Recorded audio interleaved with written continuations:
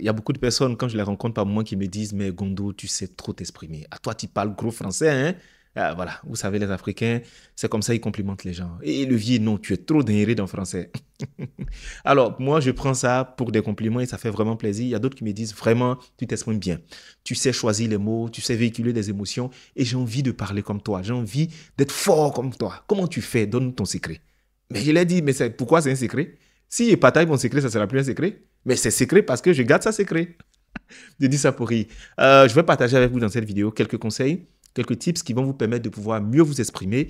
Et surtout, je veux commencer très volontiers par vous expliquer l'importance de savoir s'exprimer. C'est une compétence qui est recherchée dans le monde partout. Savoir s'exprimer, savoir mettre des mots sur des émotions, savoir convaincre, savoir fouiller dans son vocabulaire, dans sa besace, et puis trouver les thèmes qu'il faut pour dire les choses comme il faut, au moment où il faut, de la manière qu'il faut. C'est tout un art. Et à vrai dire, si vous me demandez mon secret, il y a deux côtés. Il y a un côté avec lequel je suis né, et je vais vous dire que c'est une grâce, c'est un don que j'ai reçu. Et d'un autre côté, il a fallu beaucoup de travail pour réussir à avoir cette façon limpide et cette façon claire de m'exprimer, et surtout, comme vous le dites, d'être dingue dans le français là. J'ai dû travailler par moment. Hein. On va commencer d'abord par parler des 5 points qui nous permettent de pouvoir vraiment justifier, signifier qu'une personne s'exprime bien. Le premier des points, c'est l'addiction. L'addiction qui est très importante parce qu'en Afrique, on a l'art de bouffer des mots. L'addiction, c'est cette capacité, cette compétence de dire les mots comme il faut, sans buter sur certains mots, sans avaler certains thèmes, sans ne pas terminer les mots. Mais c'est dire les mots et les phrases de façon convenable. C'est ça, l'addiction. Et c'est très important de travailler l'addiction. Il y a un exercice qui est connu de notre autorité publique, c'est de prendre le stylo, de mettre dans la bouche et de lire pendant un bon moment. Moi, le conseil que je vous donne, c'est de lire à haute voix. Et quand on bute sur un thème, on revient et on le relit jusqu'à ce qu'il soit dit comme il le faut. Il y a ce qu'on appelle aussi les viglangues. Les viglangues, ce sont des thèmes un peu compliqués pour pouvoir développer sa diction. Je vais dire quoi même? Je veux et j'exige d'excuses. Voilà, ça, ce sont des viglangues. Il y en a plein sur Internet que vous pouvez trouver. Le deuxième des points plutôt, c'est la tonalité.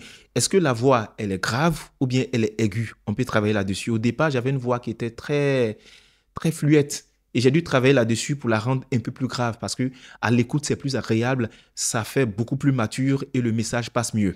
Le troisième des points, c'est le volume. Il y a des gens qui ne parlent pas, qui crient. Et il y a d'autres aussi qui murmurent. On n'entend pas bien ce que ces personnes-là disent. Donc, il faut trouver le juste volume pour réussir à faire passer le message qu'il faut. Le volume convenable, audible et sur le plan sonore, agréable à celui qui nous écoute. Le quatrième des points, c'est le ton. Le ton, c'est l'esprit que votre voix va exprimer. Est-ce que le ton de votre voix, ça véhicule de l'anxiété, de la colère? Quelle est l'émotion que votre voix véhicule? C'est ça le ton. Le cinquième point, c'est le rythme. C'est très important. Est-ce que votre débit il est très rapide, votre débit il est trop lent ou bien votre débit il est normal? À la base, je parlais très vite. De nature, je parle très vite. Et pour moi, parler vite, sortir les thèmes comme ça montrait que vraiment tu étais à l'aise, tu t'exprimais bien. Mais j'ai découvert avec le temps que ça dénote souvent de l'anxiété.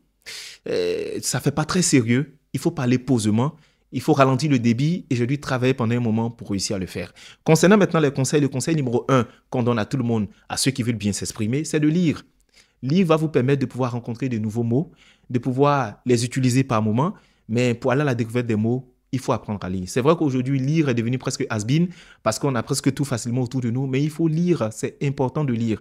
Et si j'ai un conseil, sinon un livre à recommander, ce sont les livres de Fatou Diomé. J'adore cette écrivaine sénégalaise-là parce que elle poétise l'écriture. En fait, il y a beaucoup de vocabulaire, mais c'est chanté, c'est poétique. Oh, c'est un délice. Vraiment, faites-lui la commission. Elle est excellente. Elle est excellentissime dans l'écriture et sa plume, j'adore. Donc, vous devez avoir des livres qui sont riches en vocabulaire, qui vont vous permettre de pouvoir développer votre vocabulaire. Le deuxième des conseils, il faut s'intéresser à des sujets variés. Il faut s'intéresser à des sujets variés de telle sorte que on ait un background qui est assez lourd, assez consistant. Peu importe le sujet sur lequel on vous avoir une culture générale qui est large, c'est très important. Et ça, vous allez trouver ça en vous intéressant à plusieurs autres sujets. C'est vrai que ce n'est pas votre domaine, mais par curiosité, allez vous intéresser aux autres sujets. Là-bas, vous allez découvrir de nouveaux mots, de nouvelles expressions. Vous allez rencontrer de nouvelles analyses. Tout ça, c'est important. Le point numéro 3, c'est d'écouter. Pour développer votre niveau de langage, pour savoir vous exprimer, vous devez écouter. C'est pourquoi on a 2 oreilles et une bouche. On doit écouter 2 fois et parler une seule fois. Écoutez les bonnes personnes. Écoutez les personnes qui s'expriment bien. Des personnes qui vous font découvrir de nouveaux thèmes. Des personnes qui élèvent le niveau du débat, c'est très important. Parce que ce qu'on écoute finit par faire de nous ce qu'on est. Donc si vous écoutez des personnes abertissantes qui racontent des cracks et des insanités en longueur de journée, vous allez avoir un niveau de vocabulaire qui est minable. Et vous allez vous faire laminer lorsque la prise de parole va venir. Le conseil numéro 4, il faut que vous parliez. Il faut pratiquer les mots que vous utilisez, que vous apprenez. Moi, j'ai un calepin dans lequel je note tous les nouveaux mots que je rencontre. Et l'idée pour moi, c'est de vraiment réussir à les placer dans des phrases que je vais réutiliser. Il y a des personnes sur TikTok ou bien sur d'autres pages digitales qui là-bas réussissent à sortir des discours, que ce soit de Macron qui s'exprime très bien, de Gabriel Attal ou bien de d'autres personnes, de d'autres écrivains, de d'autres auteurs qui s'expriment bien, qui vont ressortir des thèmes et qui vont donner les définitions. Il y a aussi des pages TikTok où vous découvrez chaque jour de nouveaux mots. C'est très important de pouvoir aller les écouter, de pouvoir les pratiquer. Et la dernière, sinon le dernier des conseils que je vous donne, c'est d'apprendre à synthétiser les choses. Il faut avoir ce devoir de résumé dans tout ce qu'on dit. Parce que les personnes pour compliquer les choses sont nombreuses, mais les personnes pour faciliter la compréhension des choses sont rares.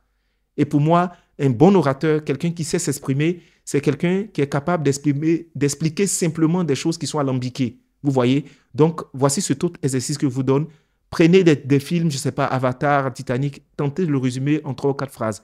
Votre capacité à synthétiser les choses et les exprimer de façon très simple va développer en vous des compétences d'excellents orateurs. J'espère que ces conseils vous ont aidé, mais surtout, n'oubliez pas, s'exprimer, c'est vital. S'exprimer, c'est important. S'exprimer en public, c'est un art dont vous aurez besoin dans votre carrière, qu'elle soit professionnelle ou dans votre vie en société. Donc, exprimons-nous bien, c'est très important.